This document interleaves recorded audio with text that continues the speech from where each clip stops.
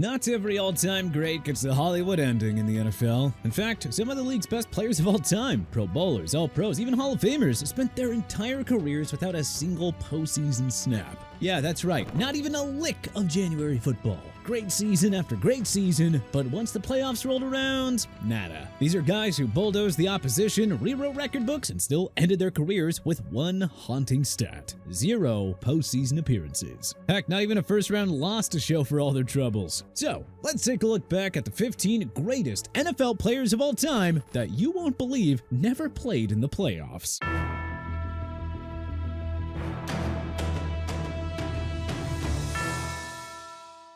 Archie Manning QB. Archie Manning's NFL career is a study in perseverance despite adversity. The patriarch of the legendary Manning family was drafted second overall in 1971 and immediately became the face of the New Orleans Saints. Unfortunately for the young, at the time, signal caller, his opportunity came during a period when the franchise struggled to find its footing. And, well, that's putting it lightly. Despite his talent, the Saints' lackluster rosters and organizational instability made team success an impossibility. Manning's individual prowess did shine through at times, earning him Pro Bowl selections in 1978 and 1979, but the playoffs remained elusive throughout his career. Fortunately for him, his legacy extends well beyond his own career, as he laid the foundation for a football dynasty through his sons. Good old Peyton and Eli. Dick Buttkiss LB. Dick Buttkiss epitomized the ferocity and intensity of linebacker play. There's a reason he's one of the most legendary NFLers in the lexicon today. And it isn't just the iconic name. Buttkiss was selected 3rd overall in the 1965 draft by the Chicago Bears and quickly established himself as a defensive force. His accolades include multiple All-Pro selections and Pro Bowl appearances, and he actually was on a couple of solid Bears teams. But this was an era in which making the postseason was far more challenging, as it was long before the wild card expansion.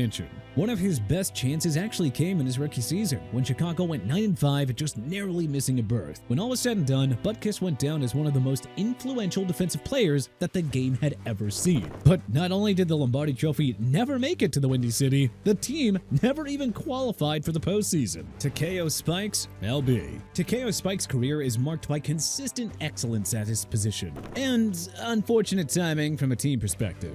A common theme across this list: over 15 seasons and 219 games, the most by any player without a playoff appearance, Spikes delivered standout performances for a number of teams: the Bengals, Bills, and finally the 49ers. What made the scenario all the more bizarre and more painful for Spikes is that multiple times his teams made the playoffs shortly after his departure. In any case, Spikes was a great player and one of the most reliable defenders in his generation, posting 8 100-tackle seasons and 29 sacks and 19 interceptions on top of his 2 Pro Bowl selections. Nami Asamoa CB. For a time, and admittedly brief time, Asamoa was one of the NFL's most feared cornerbacks in the game. During his time with the Oakland Raiders, he used his lengthy frame to establish himself as one of the top cover corners in the game, and the kind of cornerback that quarterbacks had to avoid like the plague. In a 3-year span following his 8-interception 2007 campaign, in which he made 2 first-team All-Pro teams in a 3-season span, Asamoa saw opposing quarterbacks target him under 150 times. A preposterous mark, yes. But upon further review, part of the equation was the fact that the lowly Raiders were often trailing in games, allowing the opposition to lean more on their rushing game. This became evident once he signed with the Philadelphia Eagles as a part of the now infamous Dream Team, where everything, his career included, went off the rails in short order. Post-retirement, Asamoa successfully transitioned into acting and filmmaking. But,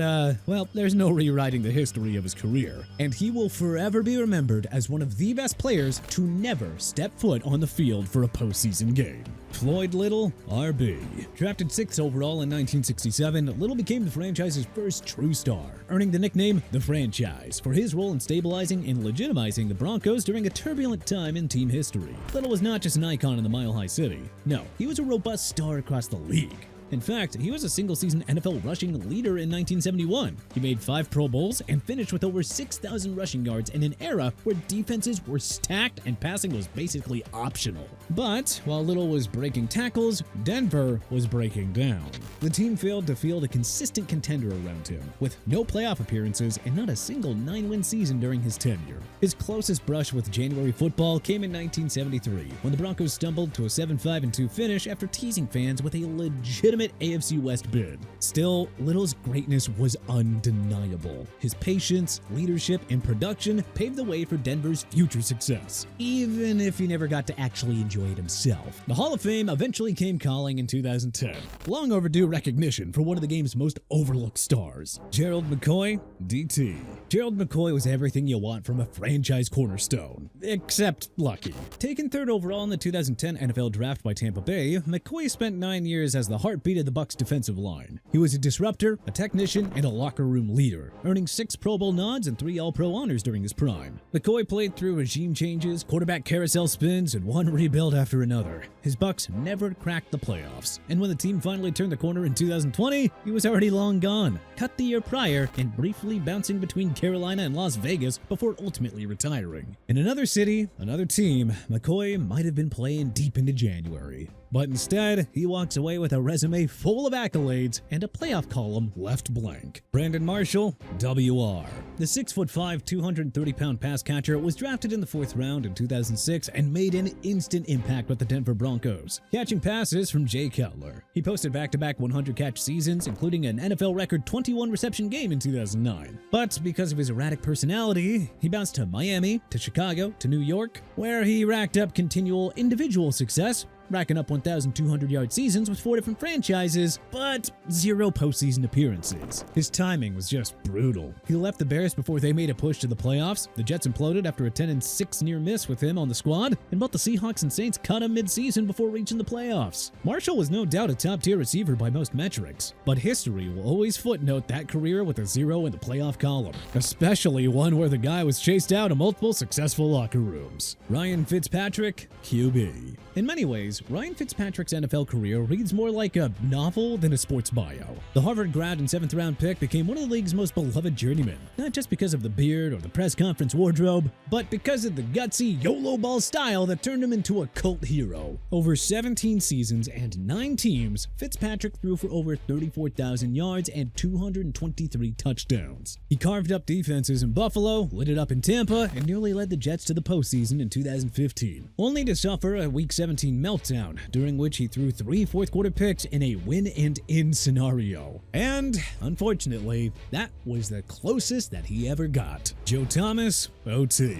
Joe Thomas might be the greatest offensive lineman of his generation, and he did it all inside the NFL's most dysfunctional franchise. The 3rd overall pick in 2007, Thomas spent his entire 11-year career in Cleveland, anchoring an offensive line through coaching, chaos, quarterback disasters, and a decade plus of losing. Individually, he was flawless. 10 straight Pro Bowls, 6 first-team All-Pro selections, one of the most technically sound tackles the league has ever seen, but the Browns could not capitalize on that generational talent. They had one winning season during Thomas's career, a 10-6 mark, which came in 2007 and saw them just narrowly missing a postseason berth due to the tiebreaker. Gail Sers RB.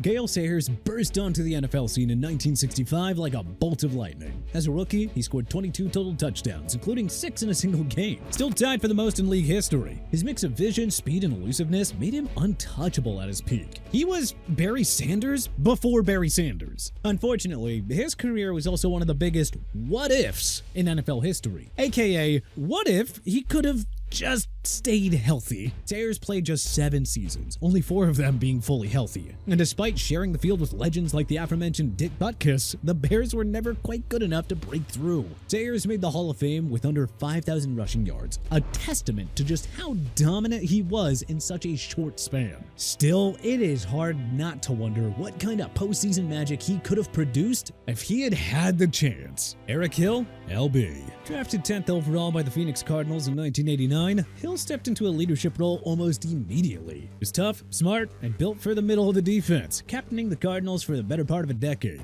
Over 9 seasons in Arizona, Hill started 128 games, played in 160 total, and became one of the most durable, respected inside linebackers of the 90s. Unfortunately, he is another one of those names that sort of has been forgotten with time, because his teams were, well, more or less irrelevant in the grand scheme of things. Even as he remained one of the constants on defense, The team just couldn't break through, and Hill is yet another quietly great player who spent his best days stuck in a perpetual rebuild. Ken Harvey LB. Taken 12th overall in the 1988 NFL Draft, Ken Harvey spent a decade dominating from the edge for the Phoenix Cardinals and Washington. He made 4 straight Pro Bowls from 1994 to 1997 and recorded 89 sacks in 164 career games, leveraging bend and burst that were rare at the position during that era. And of course, there was the motor, which never seemed to quiet. And like so many others on this list, he played on a team that just couldn't put it all together. Sure, Washington flirted with competence in the early 90s, but they never made the playoffs. And so, that would be the closest that Harvey ever came to playing in the postseason. Tommy Nobos LB. Nobos anchored the middle of Atlanta's defense for 11 years, often playing hurt, usually outnumbered, and always underappreciated. The Falcons were bad most of the time, like really bad, and he never even came close to playing in the playoffs. He retired just before the team finally found its footing with the legendary Grits Blitz defense of the late 70s. Nobos also holds the unique and dubious distinction of being one of the most respected and accomplished players not to be enshrined in Campton. Aaron Schobel, DE.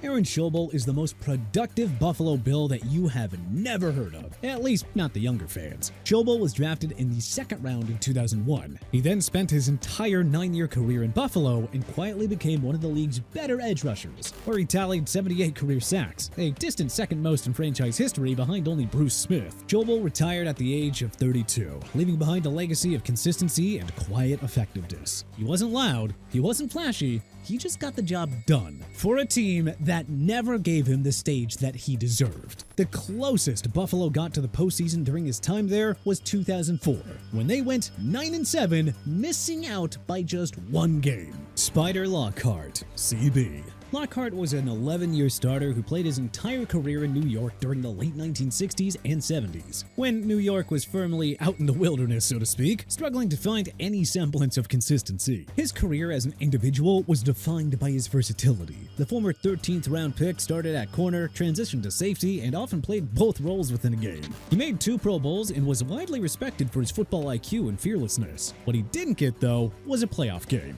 as he retired in 1976 to pursue a career as a stockbroker without ever having notched a postseason appearance. But hey, which of these NFL greats are you most surprised never played in the playoffs? Was there anyone notable that we may have missed? Let us know in the comment section below. If you like this video and learned a thing or two, then clicking the like button helps us out a ton. And you know, we really appreciate it. If this is your first time coming around to TPS though, then subscribing is a great idea because we put out videos like this every single day. But as always, thanks for watching and we'll see you guys next time.